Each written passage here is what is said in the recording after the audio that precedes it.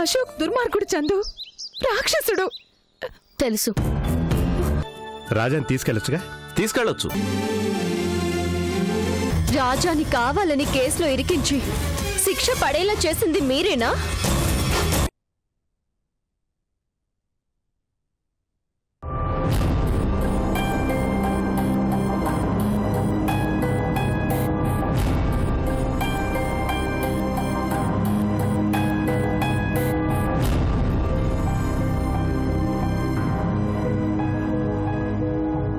జాగ్రత్త జాగ్రత్త రాజా, జాగ్రత్త. దిగు.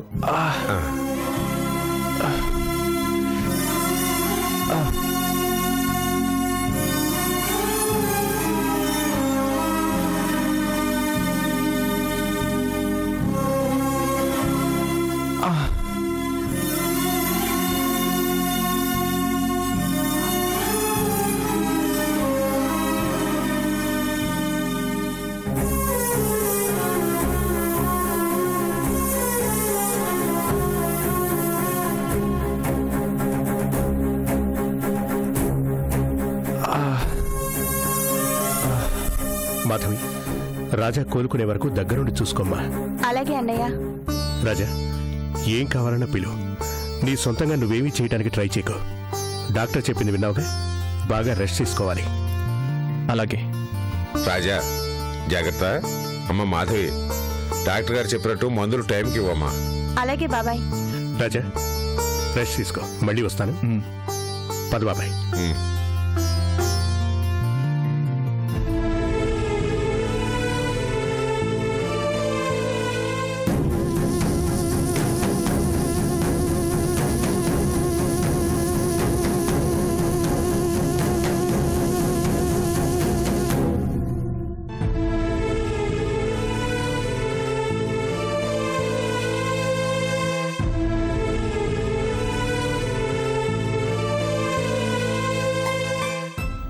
ఇప్పటికైనా చెప్పింది విను.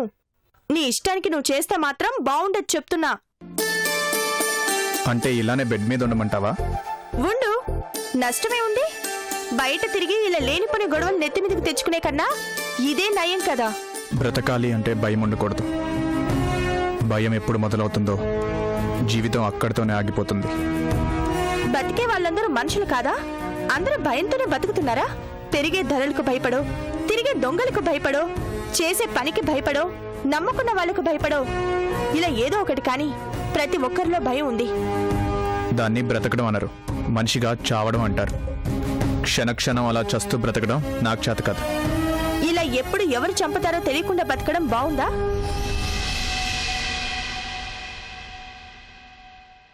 మనిషి బతకాలి అంటే భయం ఉండాలి. అప్పుడే బాధ్యత ఉంటుంది. బతుకంటే భయం లేదు అంటే తనకెవరూ లేరని అర్థం, తనకెవరూ ఏమీ కారని అర్థం. నీకెవరూ లేరా?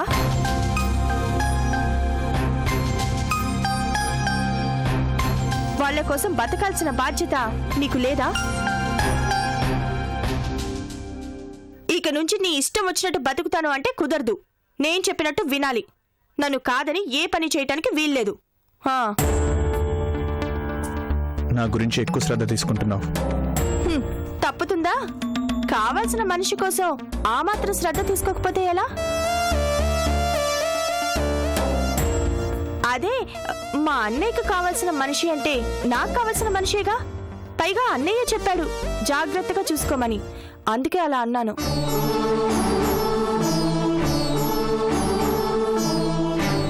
సరే ఉండు, టాబ్లెట్స్ వేసుకునే టైం అయింది.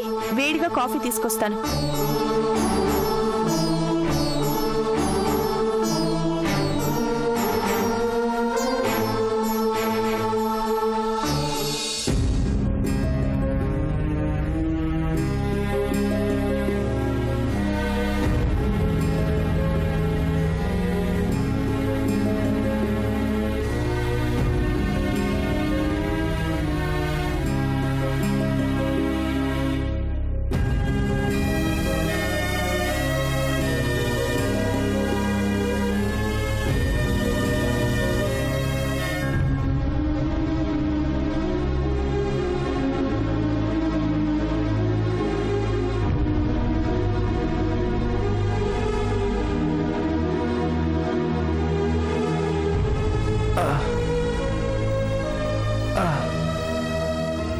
అయ్యో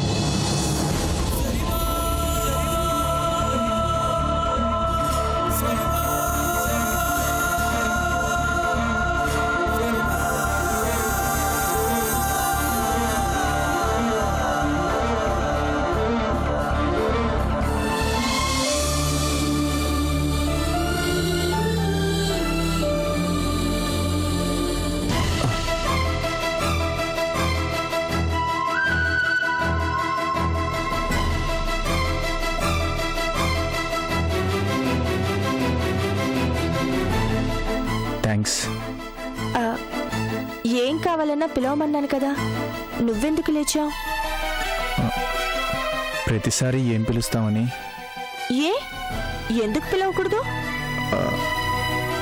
నేను వెళ్ళేది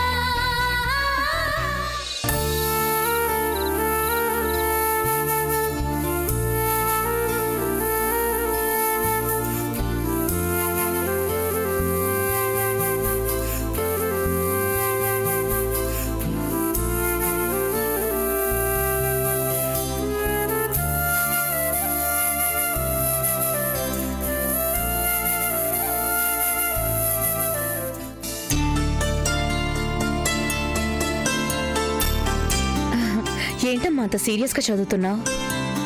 ఇన్వెస్టిగేటివ్ జర్నలిజం గురించి ఒక సీనియర్ జర్నలిస్ట్ రాసిన బుక్ పెద్దమ్మా.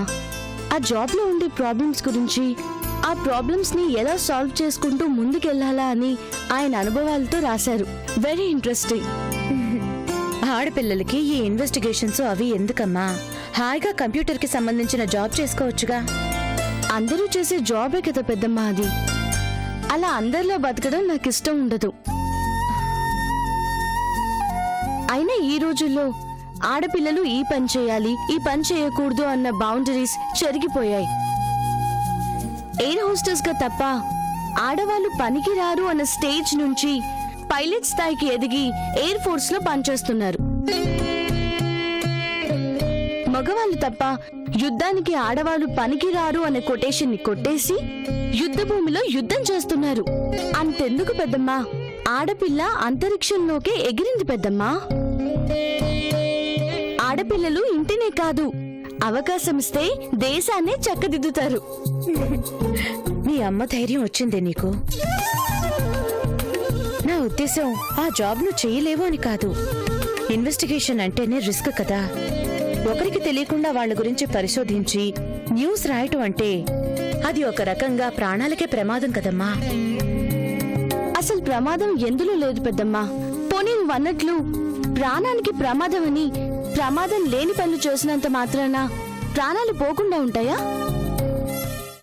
From first second of birth to 100 years of life ఏదో ఒక రోజు చావు వస్తుంది. ఆ లోపు మనం అనుకున్న లక్ష్యం సాధిస్తే ఆ థ్రిల్లే వేరు. చాలా ఎదిగిపోయావే నువ్వు. ఆశలు అందరికీ ఉంటాయి, ఆశయాలు కొందరికే ఉంటాయి. ఆశ రేపటి కోసం బ్రతకడానికి ఉపయోగపడుతుంది. ఆశయం మనం పోరాడినా మనల్ని బ్రతికించడానికి ఉపయోగపడుతుంది. నీ ఆశయం తీరాలని నేను మనస్ఫూర్తిగా కోరుకుంటున్నాను. థ్యాంక్స్ పెద్దమ్మా. కొంచెం సేపు ఆ బుక్ చదవడం ఆపి ఈ పాలు తాగు. తీసుకో.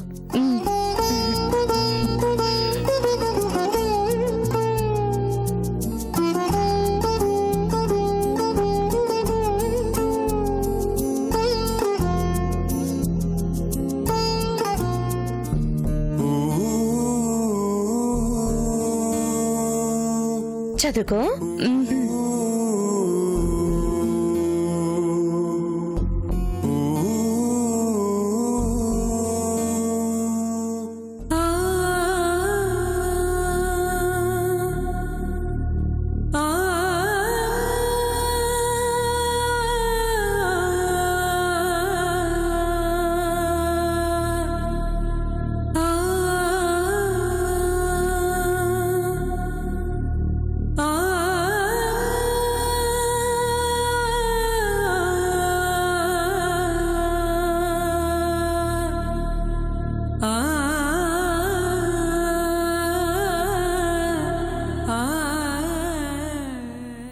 ఏంటి డాడీ, మమ్మీ గుర్తొచ్చిందా? ఎప్పుడు మర్చిపోయాను కాబట్టమ్మా. మనం వస్తేనే అన్నయ్య వదిన ఇంత ఆనందపడ్డారు. అదే మీ మమ్మీ కూడా వచ్చుంటే ఇల్లు ఇంకెంత సంతోషంగా ఉండేదో. మమ్మీని మనం తీసుకురాలేం కదా డాడీ. అది మనకు తెలుసు. ఈ రోజు వస్తుంది అని రోజు ఎదురు చూసే మీ పెద్దమ్మకి చెప్పేదలా? అబద్ధానికి అలవాటు చేశాం కదా డాడీ, ఎదురు చూడనివ్వండి. అంతకన్నా మనం చేయగలిగింది ఏముంది? పదండి డాడీ, భోంచెద్దురు గాని. ఆకలిగా లేదమ్మా. ఆలోచనలతో ఆకలిని ఎన్ని రోజులు చంపేస్తారు? కనీసం ఆలోచించడానికైనా ఒంట్లో ఓపిక ఉండాలిగా. ఉండండి, భోజనం తీసుకొస్తాను.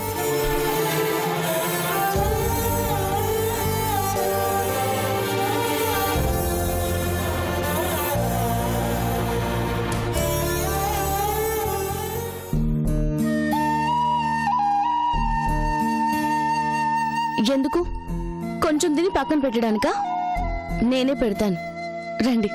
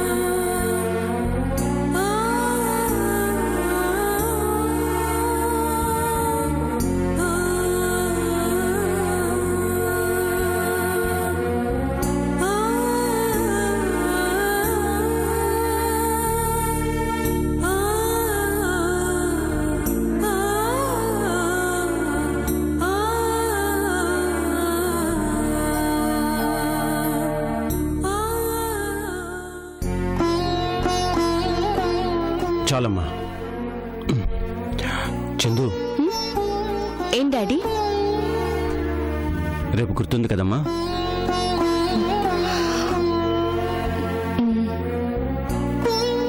మనం ఉదయాన్నే వెళ్ళాలి. ఏర్పాట్లు చేశారా డాడీ? చేశానమ్మా. టైంకి మనం వెళ్తే చాలు. అలాగే డాడీ, వెళ్దాం.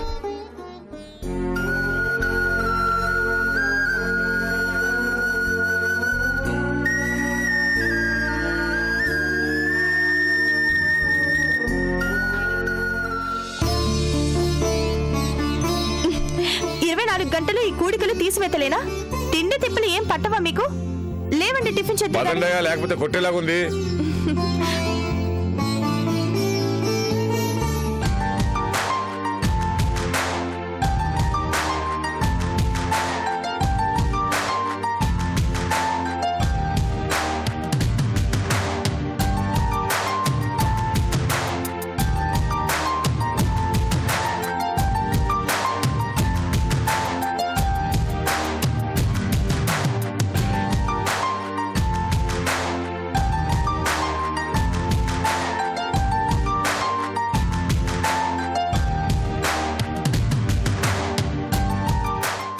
అయ్యో చాలు. ఏంటి చాలు? నిన్నటి వరకు హాస్పిటల్లో మందులు తప్ప ఏం తిన్నావని? ఇప్పుడైనా కడుపు నిండా తింటే కదా, లేదంటే బలం ఎక్కడి నుంచి వస్తుంది? తిన్ రాజా, లేదంటే బలవంతా తినిపించేలా ఉంది. బాబాయ్, నా చెల్లెడు బాగా పెద్దదైంది కదా.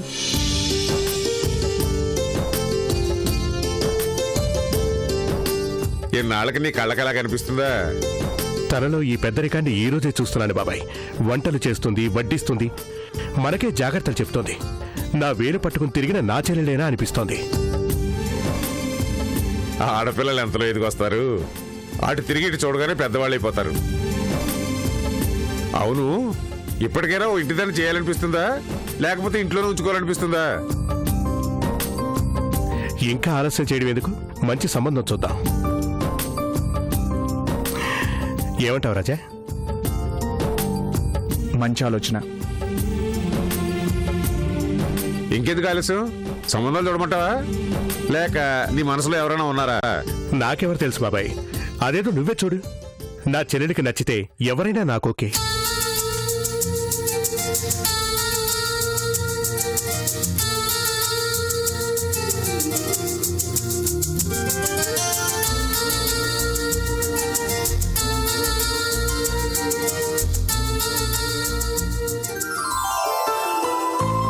సరేలే, నా భుజాల మీద పెట్టావుగా, అలాగే చూద్దాం. నాకు ఇప్పుడే పెళ్లి చేసుకోవాలని లేదు. ఊరుకో అమ్మా, మీ అన్నయ్యకి రాక ఆలోచన వచ్చింది, హాయిగా చేసుకో. దానికి ఇంకా టైం ఉంది బాబాయ్. ఏమా, ఎవరి దగ్గర నుంచైనా పర్మిషన్ రావాలా ఏంటి? ఆ, దానికి ఇంకా టైం ఉంది. ఇంకెవరు పర్మిషన్ ఇవ్వాలి బాబాయ్? సర్లే, నీకన్నా పర్మిషన్ ఇవ్వాల్సిన ఎవరుంటారు? తమాషా కన్నాలే. సరే బాబాయ్, ఎలాగో అనుకున్నాం కాబట్టి ఆ పని మీదే ఉండండి. నా ప్రయత్నం నేను చేస్తాను, నీ ప్రయత్నం కూడా నువ్వు చేయి. అలాగే.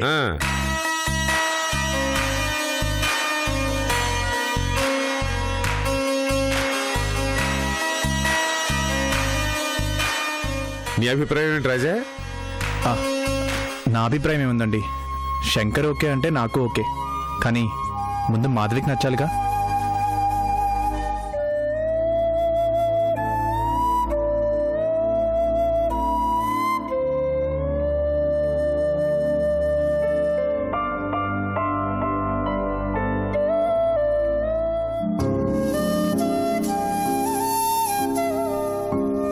ఏమా, సంబంధాలు చూడమంటావా?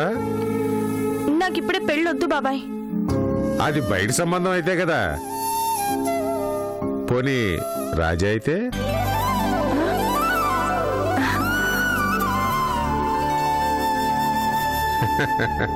నాకు తెలుసులే అమ్మా, రాజా అంటే నీకు ఇష్టమని. అవునా?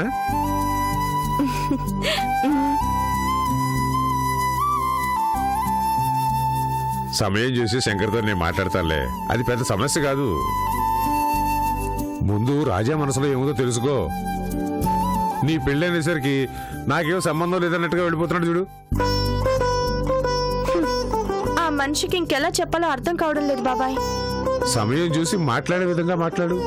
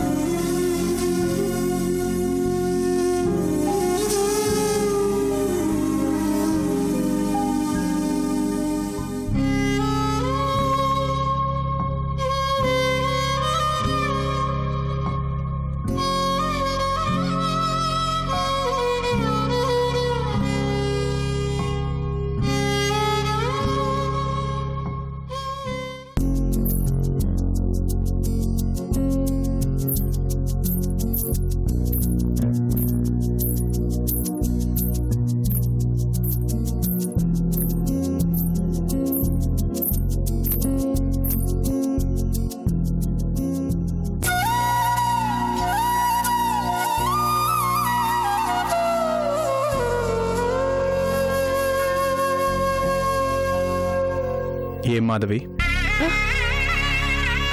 నన్నెప్పుడు చూసావు? చూడాల్సిన అవసరం లేదు మాధవి, నువ్వు వచ్చావని నీ తల్లో పూలు చెప్తాయి.